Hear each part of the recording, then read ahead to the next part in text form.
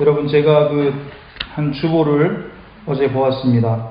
2004년 11월 14일, 한 16년 그 정도 됐죠. 2004년 11월 14일, 이때 주보를 우리 교회에 다 보관되어 있는데 그 주보를 이렇게 펼쳐보았습니다. 거기 보니까 광고가 이렇게 되어 있습니다.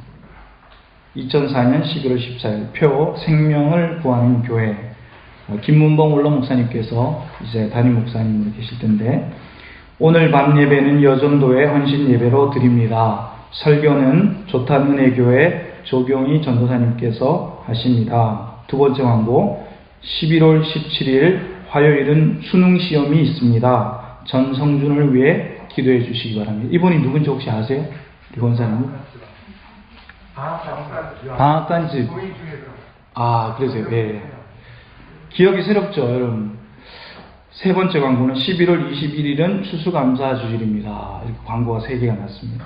그리고 우리 김문봉 원로 목사님은 고린도전서 11장 23절과 29절로 너희를 위하는 내 몸이니라라는 말씀으로 이렇게 말씀을 증거했습니다. 왜 제가 이 16년 전의 주보를 찾아서 읽어봤느냐. 거기에 제가 뭘 봤냐면 거기에 있는 이름들을 이렇게 관심을 가지고 한번 쭉 봤습니다. 어떤 분이 있나. 지금 계신 분도 있고 안 계신 분도 있더라고요. 그래서 참 새롭다, 이렇게 그런 생각을 했습니다.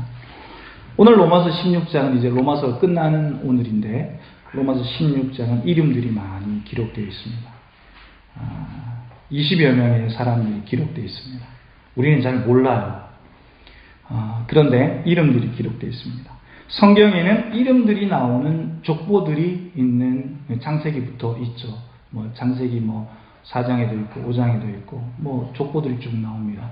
그리고 이스라엘이 출애굽을 한 이후에도 다윗이 인구 조사를 할 때 중요한 요직이 있던 사람, 백부장들, 이런 사람들 쭉 이름이, 지파장들 쫙 불렸습니다. 이름들이 있습니다. 이 로마서는 서신서인데 편지인데 이름들이 있습니다. 우리가 성경을 읽다가 족보나 이름이 나오면 빨리 넘기고 싶어요. 왜냐하면 모르는 이름이 잔뜩 나오니까. 그런데 기록된 이유가 있습니다. 족보나 이름은 성경의 역사를 이렇게 이어주는 겁니다. 우리도 오늘 2004년 11월 14일 주보를, 광고를 잠시 이렇게 살펴봤는데, 그때에 계셨던 분이 있습니다. 헌금은 또 누가 했고, 또 광고는 뭐가 했고, 새롭죠. 예수님께서는 이 땅에 오실 때에 예수님이 오시기 전에 많은 이름들이 있었습니다. 사람들. 그리고 예수님이 오셨을 때도 예수님이 따르는 이름들이 있었습니다. 그리고 예수님이 죽으시고 부활하시고 승천하시고 예수님을 또 따르는 많은 제자들의 이름이 오늘날 우리에게 남겨져 있고, 이름을 알지 못하는 많은 성도들의 이름이 또 있습니다. 무명의 성도들이죠. 그런데 하나님께서는 그 한 사람 한 사람과 교제하시고 계약을 맺으시고 약속하시고 친구가 되어주시고 또 함께 일하셨습니다. 그래서 우리나라의 6.25나 또 세계 1차 대전, 2차 대전 이런 용사들이 묻힌 이런 무덤에 가면 큰 돌에다가 이름만 딱 적어 놓습니다. 합장을 해가지고 이렇게 해놓고 그래서 거기 가서 보면 이름을 보면서 자기 아들도 찾고 이렇게 하죠. 바울은 이 당시에 굉장히 세계적인 사도였습니다. 그런데 바울은 지금 각 교회, 고린도 교회도 편지 쓰고 로마 교회도 편지를 쓰고 여러 교회에 편지를 쓰면서 바울의 특징이 있는데, 모든 그 교회 성도들의 이름을 한 명씩 한 명씩 다 기억을 했다는 거예요. 저 같으면 이렇게 여러 교회를 많이 개척했기 때문에 까먹을 수 있는데 바울은 다 기억하고 있었습니다. 오늘 로마서를 이렇게 쓰면서 로마에 있는 교회들에게 이렇게 이름들을 쫙 쓰는 겁니다. 여러분, 그래서 하나님께서는 이와 같이 우리에게 관심이 많으세요. 하나님은 우리의 이름을 다 기억하십니다. 이경호. 저의 이름을 부르시고 또 저에게 또 사명을 주시고 일하게 하시고 또 아무개의 이름을 부르시고 내가 너를 기억하고 있다. 너는 이름이 이거지? 내가 너의 성격도 알고 있어. 네가 어떻게 살아온 것도 내가 다 알고 있다. 이렇게 말씀하시는 것입니다. 하나님께서는 우리의 머리카락 숫자까지도 다 알고 계시죠. 왜냐? 하나님이 직접 만드셨기 때문에. 하나님이 창조주이시기 때문에 다 알고 계시는 것입니다. 하나님은 피부색이나 그 사람의 지위나 그 사람이 얼마만큼 배웠냐, 가방끈이 기냐, 짧으냐, 사회적인 배경이 얼마나 있냐, 이 사람의 부모는 누구냐, 어리냐, 늙었느냐, 그런 것을 가리지 않고 하나님은 나의 이름 석자를 부르시고 나를 존중해 주시고 사랑하시는 것입니다. 보호하시고 인도해 주시는 것입니다. 하나님은 그래서 우리가 하나님께 영광을 돌리는지 우리를 늘 주목하세요. 너는 내 뜻대로 살아가고 있냐? 지난 한 주간을 또 어떻게 살았냐? 또 이번 한 주는 너는 어떻게 살아갈 거냐? 그리고 우리가 우리의 사명, 인생이 다 끝나면 하나님께서 그것을 평가하십니다. 채점하시죠. 그리고 너는 어떻게 살았니? 내가 내게 많은 시간을 줬고 그리고 너에게 또 일할 수 있는 환경을 만들어줬는데 너는 뭘 하다가 왔니? 라고 평가를 하시는 것입니다. 여러분 오늘 본문을 보면 베베라는 사람이 나옵니다. 1절에 보니까 이 베베는 갱그레아 교회의 자매였습니다. 그런데 이 편지를 가지고 로마서를 가지고 로마 교회에 가서 전달해 주는 역할을 합니다. 근데 이 당시에는 편지를 이렇게 바울이 써서 전해준다 하더라도 그것을 전달자가 반드시 있어야 했는데 들고 와서 전해주면서 그 편지의 글 내용뿐 아니라 그 편지를 받는 사람이 보내는 사람의 의도를 잘 알 수 있도록 추가 설명을 해줬어요. 그러니까 바울 선생님이 저한테 얘기하시기를 이렇게 얘기하셨습니다. 편지에 그 내용이 있는데 이 내용은 이런 의미가 담겨 있습니다. 그래서 아주 상세하게 전해주는 거예요. 역할이 굉장히 중요하죠. 그래서 이 베베를 잘 영접하고 이 당시의 문화는 손님이 오면 이렇게 숙소도 제공해주고 음식도 제공해주고 이렇게 했습니다. 우리나라 문화랑 많이 닮았죠. 그렇게 잘 대접하라는 것입니다. 그렇게 해서 이 자매 베베가 그렇게 바울에게 인정받는 사람인 거죠. 이 갱그레아 교회는 고린도는 그 당시에 아주 무척 발달한 부산 같은 항구 도시였습니다. 무역이 활발하게 그 지역에 있던 교회의 집사였습니다. 베베가 오늘날 우리에게 기억이 되는 것입니다. 또 3절과 4절을 보면 브리스길라와 아굴라라는 사람이 있습니다. 오늘은 이름이 우리가 많이 나오는데 이분들은 어떻게 사역하였느냐? 부부였습니다. 이 사람들은 부부였는데 바울이 어느 날 죽게 된 일이 있었는데 하마터면 목숨을 잃을 뻔했는데 이 브리스길라와 아굴라가 자신들이 대신 죽기까지 목숨도 내놓은 사람이었습니다. 그래서 바울에게는 이 사람들이 아주 기억에 많은 사람들이 많이 남는 거예요. 그리고 이 브리스길라와 아굴라 때문에 이방의 많은 교회들이 또 복음을 들을 수 있는 이렇게 혜택을 받는 것입니다. 이 사람들은 원래 로마에 거주하면서 살고 있었는데 로마 황제로부터 복음 전하지 마, 기독교인 줄 쫓아내 이렇게 칙령을 내립니다. 그래서 로마에서 있다가 쫓겨나서 사도 바울과 같이 5년 정도 예배소에서 같이 사역을 하다가 5년이 지나서 54년인데 그때 다시 로마로 들어갑니다. 그래서 브리스길라와 아굴라에게 도움을 받았다. 그들에게 문안하라라고 이렇게 편지를 쓰는 겁니다. 5절에 보면 에베네도라는 사람이 나옵니다. 에베네도, 그에게 문안해라. 그는 어떤 사람이냐? 내가 아시아에서 전도할 때 소아시아 지방, 우리는 이제 극동아시아에 살고 있잖아요. 소아시아 지역의 첫 번째입니다. 처음으로 복음을 믿고 귀한 열매가 된 거죠.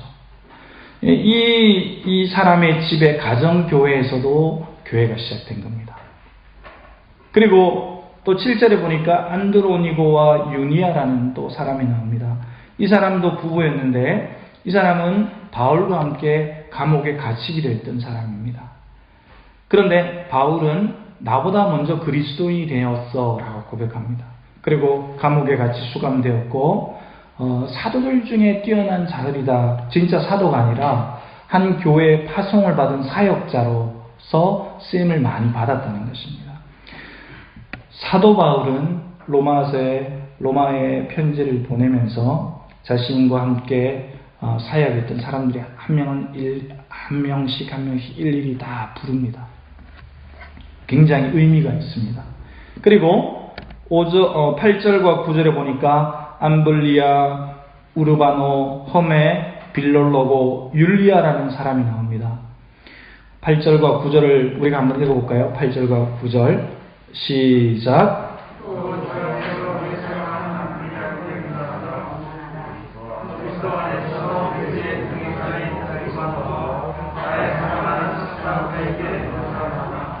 암블리아와 우르바노, 험에, 빌롤로고, 율리아는 어떤 사람이었냐? 노예였습니다.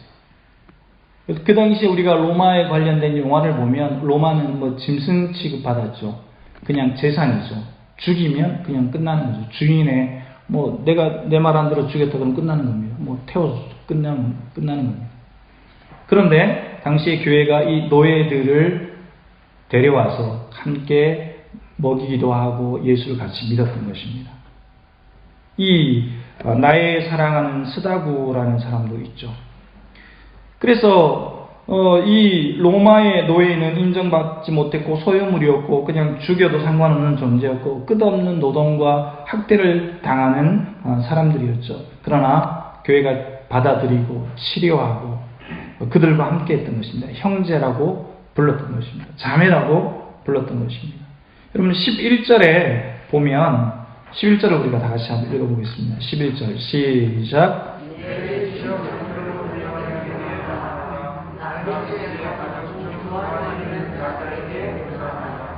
여러분 10절에 보니까 그리스도 안에서 인정함을 받은 아벨레에게 문하나 아리스토블로의 권속에게 문하나 그의 가족들을 얘기를 하는 거죠. 그런데 여기 나기수라는 사람이 나옵니다. 이 사람은 바로 앞에 언급되었던 뭐 암블리아, 우르바노, 험에, 빌롤로고, 율리아처럼 노예가 아니라 이 사람은 굉장한 부자였습니다. 너무 돈이 많아가지고 황제에게까지도 영향력을 끼치는 사람이었어요. 굉장한 뭐 우리나라의 뭐 삼성의 뭐 이제 돌아가신 뭐 이건희 회장 뭐 이런 분이죠. 나라 뭐 딱 황제에게 가서 제가 뭐 어떻게 할 테니 이것 좀 해주시오 이렇게 하면 말이 이렇게 되는 사람입니다. 나기수라는 사람은 그런 사람이에요. 그런 부자도 있었던 것입니다. 그리고 12절과 13절에 보니까 주 안에서 수고한 두루베나와 두루보사에게 문안하라. 주 안에서 많이 수고하고 사랑하는 버시에게 또 문안하라. 13절에 보면 13절 우리가 다 같이 읽어보겠습니다. 13절 시작. 주 안에서 택하심을 입은 루포와 그의 어머니에게 문안하라. 그의 어머니는 곧 내 어머니니라. 여러분 이 루포가 누구냐면 예수님께서 골고다 언덕을 가실 때 십자가를 대신 진 사람이 있습니다. 그 사람이 구레네 시몬입니다. 구레네 시몬의 아들이 루포입니다. 구레네 시몬 예수님의 십자가를 짊어지고 올라갔던 이 사람의 아들이 로마 교회에 있었던 것입니다. 그리고 그의 어머니도 함께 있었어요. 예수를 믿었던 것입니다. 그러니까 예수님이 돌아가신 지는 얼마 안 된 거예요. 몇 년 안 된 거예요. 몇십 년 안 된 거예요. 그런데 그의 아들이 지금 증인으로 함께 예수를 믿는 겁니다. 얼마나 귀한 또 사람들입니까? 그의 어머니, 그러니까 구레네 시몬의 남편, 아내죠. 아내도 같이 있었던 거예요. 자기 남편이 예수님의 십자가를 졌던 그 사람이죠. 성도들의 이름이 여러분 계속됩니다. 14절과 이제 15절 아순, 그리도, 블레곤, 험에, 바드로바, 허마 그리고 그들과 함께 있는 형제들에게 문안하라. 블롤로고, 율리아, 네레오, 그의 자매 올름바와 그들과 함께 있는 모든 성도들에게 문안하라. 이렇게 많은 사람들이 나오는데 여러분 총 26명의 사람이 나옵니다. 이 사람들 이름을 우리가 다 뭐 기억할 필요는 없어요. 그러나 우리가 기억해야 되는 게 있어요. 그게 뭐냐면 한 사람 한 사람의 이름이 다 불려졌다는 거예요. 26명의 사람들이 나오는데 이 중에 9명이 여자입니다. 이 당시에 여자도 사람으로서 취급을 못 받았죠. 가부장적인 사회였고, 노예나 아내나, 아내는 조금 더 이렇게 사랑해주면 괜찮았지만, 인정을 못 받는 문화였습니다. 그래서, 노예든 이 9명의 여자들이 더 열정적으로 예수를 믿었다는 거예요. 오늘날에도 여자 성도가 우리나라에도 더 많죠. 세계적으로 봐도 그렇습니다. 대부분의 교회들이. 그런데 우리가 오늘 이 본문을 통해서 알 수 있는 것은 많은 이름들이 있는데 노예와 여자들과 부자들과 또 하나님의 일을 열심히 한 또 파송된 사도들 그리고 이방인들도 있었고 이렇게 복잡하고 다양한 사람들, 지역도 틀리고 성격도 틀리고 얼굴 색깔도 틀리고 다혈질인 사람도 있었고 그냥 열정이 없는 사람들도 있었단 말이에요. 그런데 이 사람들 가운데 공통점이 하나가 있습니다. 어떻게 이런 사람들이 로마 교회에 모여가지고 예수를 함께 믿을 수 있을까? 마치 우리의 모습 같지 않아요? 성격도 틀리고 또 추구하는 바도 틀리고 내가 좋아하는 것도 틀리고 예수를 믿는 방법도 틀려요. 어떤 사람은 섬기는 걸 좋아하고 어떤 사람은 앞장서가지고 뭔가를 이끄는 걸 좋아하고 다 틀린 겁니다. 그런데 로마서를 연구하는 신학자들과 또 목사님들 공통적으로 하는 말이 있습니다. 이게 뭐냐면 로마 교회에 한 가지 통일성이 있다. 이게 굉장히 중요한 것입니다. 이것은 뭐냐? 이렇게 26명의 이런 다양한 민족적인 배경과 자라는 환경적인 배경과 얼굴색이 다르고 생각하는 게 다르게 말이 틀린데 어떻게 공통 통일점이 있느냐? 통일성이 있느냐? 그것은 오늘 3절, 7절, 9절, 10절에 나오는 딱 한마디입니다. 그것이 뭐냐? 3절을 보면 그리스도 안에서라는 말이 나옵니다. 7절에 보면 그리스도 안에서라는 말이 또 반복이 됩니다. 9절에 보면 그리스도 안에서라는 말이 또 반복이 됩니다. 10절에 보니까 그리스도 안에 있었다라고 그 통일성을 얘기합니다. 성격도 다르고 얼굴색도 다르고 출신도 틀리고 말도 안 통했지만 그리스도 안에 있었다는 것입니다. 여러분 8절과 11절과 12절과 13절을 보니까 8절에는 주 안에 있었다라고 강조합니다. 11절에도 주 안에 그들이 있었다. 그리고 12절에도 주 안에서 13절에도 주 안에서라고 이렇게 강조하는 것입니다. 그래서 여러분 우리가 초대교회를 보면서 본받아야 할 것이 뭡니까? 26명의 이름이 오늘 로마서 16장에 언급되고 있지만 그리스도 안에 있었다. 주 안에 있었다. 이걸로 우리 모두도 통일성을 이루어야 하는 것입니다. 우리는 성격이 틀려요. 추구하는 것도 틀려요. 좋아하는 것도 틀려요. 지문도 다 틀리잖아요. 다 틀리잖아요. 그러나 우리가 한 가지 통일성을 갖춰야 하는 거예요. 그것은 바로 주님 안에 있어야 되는 것입니다. 예수 때문에 우리가 여기 다 모인 것입니다. 예수님이 아니면 이 시간에 우리가 뭐하러 모이겠습니까? 여행도 가고 맛있는 것도 먹으러 가고 다 취미생활을 즐기면 돼. 그뿐인 거죠. 그러나 그리스도 안에 있었다. 주님 안에 있었다. 그래서 우리가 기억해야 될 것이 있습니다. 교회가 예수님이 없으면 쓸모없는 공동체가 되는 것입니다. 교회가 예수님이 없으면 아무것도 아닌 것입니다. 그러면 교회의 그 본질적인 것, 우리는 그것을 회복해야 됩니다. 그것은 뭐냐? 예수 안에 있느냐? 그것을 체크해야 됩니다. 예수 안에 있었네, 이번 주? 오는 또 살아갈 2주는 예수 안에 있어야 되나? 우리는 예수 안에 있어야 되나? 주님 안에 있어야 되나? 이것이 가장 중요한 것입니다. 예수 안에 없으면 아무것도 아닌 것입니다. 그래서 그냥 같이 모여서 그냥 뭘 좋아하는 같이 동호회에 있는 거랑 똑같은 것입니다. 그래서 교회가 일반적인 사회의 그 동호회와 틀린 것은 주 안에 있는 것입니다.